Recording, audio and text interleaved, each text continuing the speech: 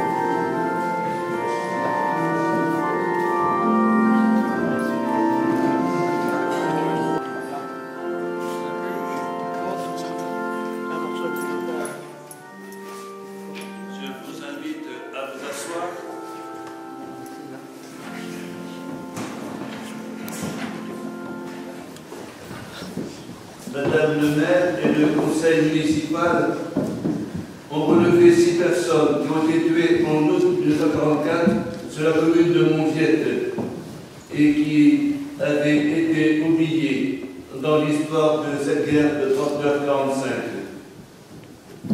Il s'agit d'Alain Marc, 60 ans, né à Blangy-le-Château, tué par des tirs d'artillerie. D'une enfant, Christiane Bossard, 9 ans, domiciliée à Bavant. D'Augustine Coutel, 39 ans, domiciliée à Écluse-sur-Favière. Gabriel Le Juif, 57 ans, né à Fumichon. D'un autre enfant, Guy Popinel, 8 ans, domicilié à Bavant. Et de Simone Popinel, 36 ans, domicilié également à Bavant. Grâce à l'initiative de Madame le maire de Montviette, nous allons nous souvenir de ces personnes qui ont été tuées par les bombardements et allons prier pour elles et pour leurs familles en disant la messe à leur attention ainsi que à 2 autres défunts qui vont s'y ajouter. Nous faisons mémoire aussi des 2 derniers prêtres de la paroisse de Montviette qui étaient présents au moment de la guerre de 39-45. L'abbé Ménager qui était décédé en mars 1943 et de l'abbé Pillou qui l'a remplacé en avril 1943.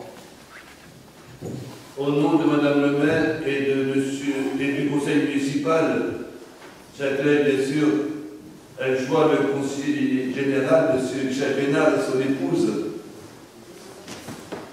la famille Popinel qui vient apporter justement la gerbe. Il devait y avoir aussi Madame Leroy qui a été la sœur de Bédiguou, mais qui n'est pas là ce matin, je crois. Les porte-drapeaux, nombreux, les chariteaux de Montviette, les fidèles bien sûr de la commune de Montviette, et d'ailleurs, et toutes les personnalités qui sont là. Je veux remercier l'abbé de la Haye, sœur Hervé, Mary Cook, Odette, comte, de ce magnifique office que vous venez nous offrir pour cette célébration particulière. Comme diraient les anciens, c'était une belle messe.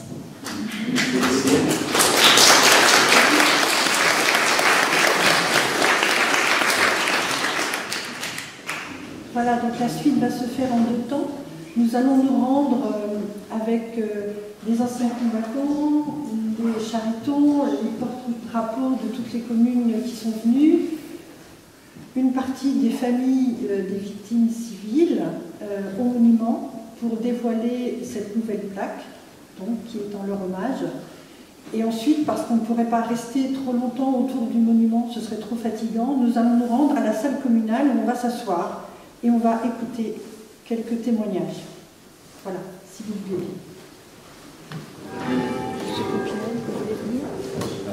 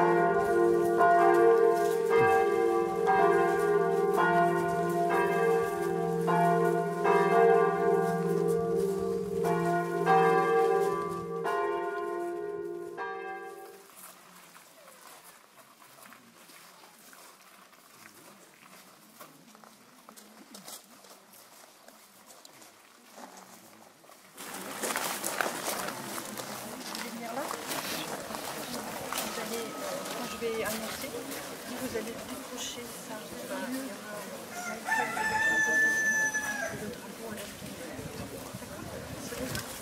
Je vais demander à Loïc Turpin, descendant de la famille Popinel, donc une des familles qui a été fortement marquée puisque 3 membres de sa famille sont décédés, de venir dévoiler cette nouvelle plaque, s'il vous plaît.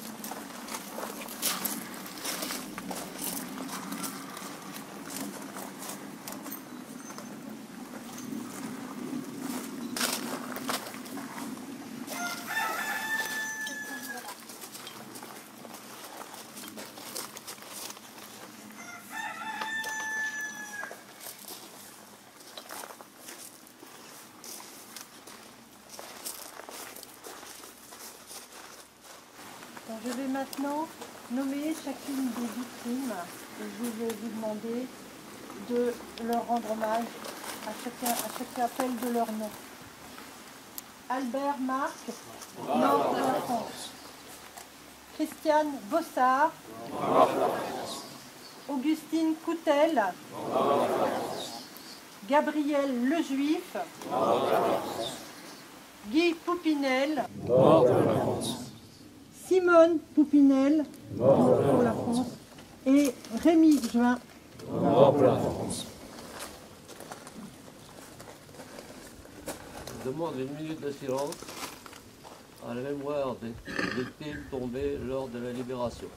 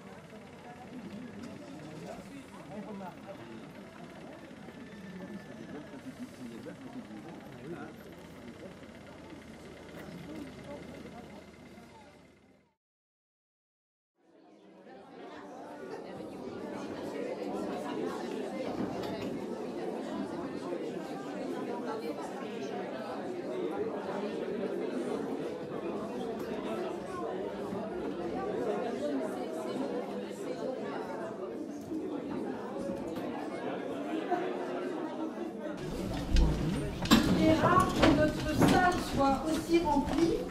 Je dirais même qu'elle déborde un peu. Ça me donne envie de refaire une manifestation autant. Quand les Allemands sont arrivés, on habitait une maison à la Viselle. En face, Georges Le Breton. On est parti à ce moment-là, au début de la guerre. Georges. Dans l'église, sur l'autel à la Vierge, il y avait un grand cadre avec la photo des prisonniers. Le dimanche, on priait pour eux. Roger. Mon frère, l'abbé Pignou, me confiait des petits mots que je portais dans une ferme déguisée en garçon. C'était des renseignements pour la résistance. Paulette. Paulette est avec nous. Paulette est la sœur de l'abbé Gérard Pignou. Je vous la présenterai tout à l'heure. Rémi a fourni des renseignements aux forces alliées sur les positions allemandes. Il a été arrêté dans un champ qu'on exploitait à Montviette. C'est un grand malheur. Madeleine. En prison, les Allemands lui ont proposé de s'engager dans leur armée et de partir sur le front russe. Il a refusé. Il a été fusillé dans la prison de Caen le 31 août 1943. Après, papa est allé avec son père, Jules Join, le reconnaître. Après le débarquement, il y avait 52 vaches dans la cour bélière. Les malheureuses gens qui avaient quitté leur maison et amené leurs bêtes avec eux. Geneviève. Chez mes parents, on avait installé des réfugiés dans le bâtiment de l'autre côté de la route. Ils venaient de Caen. Dans la maison à Madame Commun, c'était des réfugiés de Ouistreham. Ils venaient chercher du lait et des œufs à la maison. Mireille. À la Gravelle, c'était des réfugiés d'Écure avec toutes leurs bêtes. Cette année-là, on n'a pas fait de foin. On a mis leurs bêtes dans les prés à faucher. Marguerite.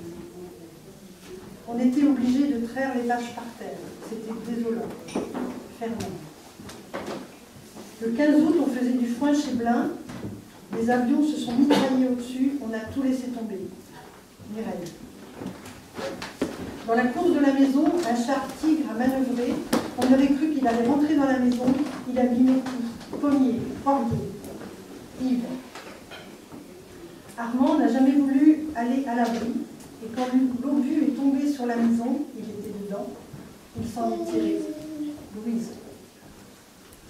Avec Émile, on a voulu aller dans le souterrain chez la Liselle, mais au fur et à mesure qu'on avançait, les pommiers tombaient. Yves. Écure-sur-Favienne. À midi, les Allemands nous forcent à évacuer pour 17 heures. Dans les charrettes, nous emportons d'abord du blé, quelques affaires indispensables.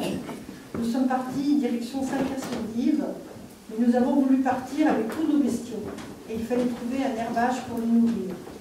Nous avions mis toutes nos volailles dans une cage attachée sous la charrette. En arrivant vers Bel-Air, la cage est tombée, toutes les volailles sont parties dans la campagne.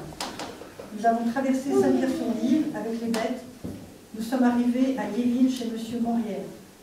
Rémi de Pure, réfugié à Angers. Soyez remerciés, au nom de vos descendants et des générations à venir, du courage que vous avez montré, de la dignité qui ne vous a jamais quitté, de la résistance que vous avez opposée, de la générosité avec laquelle vous avez répondu à ceux qui demandaient de l'aide. Pour tout cela, nous sommes fiers d'être vos enfants, nous sommes fiers d'être vos petits-enfants.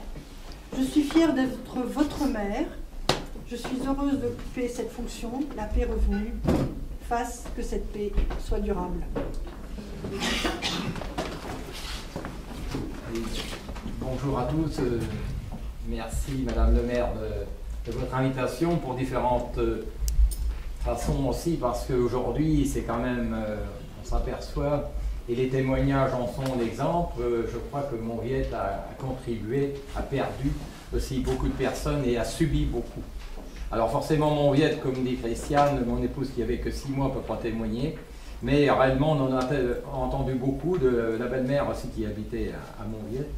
Et je crois que cette commune, avec son relief aussi, a subi beaucoup. Et je crois que ce que vous avez, tous les témoignages poignants, parce que s'il y a des familles qui sont présentes, c'est formidable, c'est pas toujours vrai. On a fait quelques manifestations, on sait que l'année 2014, c'est une année très, très forte, hein, avec le 70e anniversaire, qui se continue partout dans toutes les communes du département et de Normandie.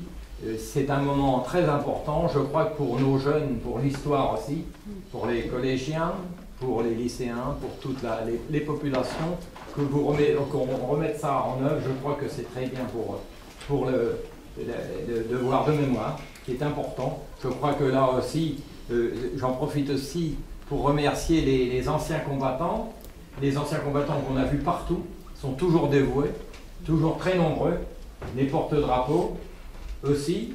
Et c'est très important de voir dans les chefs-lieux de canton, mais dans toutes les petites communes du canton du Calvados et de Normandie. Encore aujourd'hui, hier, où vous aviez aussi à côté de chez nous l'Orne avec Montormel qui a marqué, c'était la poche de Chambois-Falaise, où il y a eu quand même 10 000 soldats tués et 6 000 chevaux. Nous étions à l'inauguration des Jeux mondiaux à Caen. Il y avait 74 nations de toutes.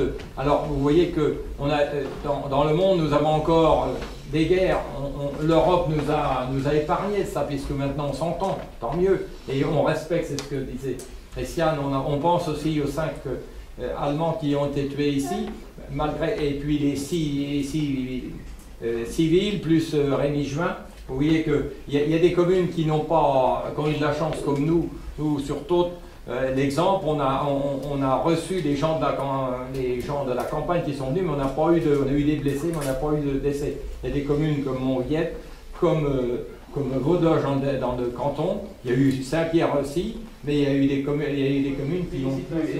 Merci, et je vous souhaite une bonne fin de journée, et ça va être marqué dans nos annales. Merci, voilà.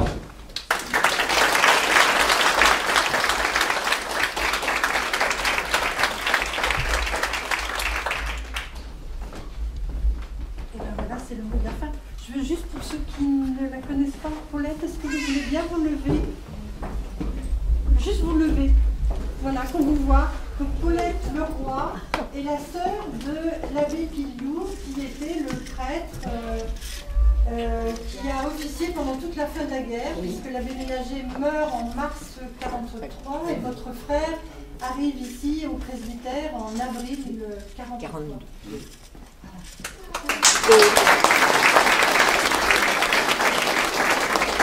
C'est lui qui a fondé le premier, qui a fait l'opposition. Le terme m'échappe, mais c'est lui. Parler de résistance. Oui, de la résistance, c'est lui. Il faisait beaucoup de choses. Et j'en faisais aussi un petit peu. On a compris ça. Habillé en garçon. Habillé en garçon. J'avais 14 ans, 15 ans, à peu près. Voilà, l'idée c'était vraiment de vous réunir tous, si possible, les anciens qui avaient été là à cette période. Et voilà. Et bien maintenant, on va boire ensemble. et déjeuner ensemble si vous voulez.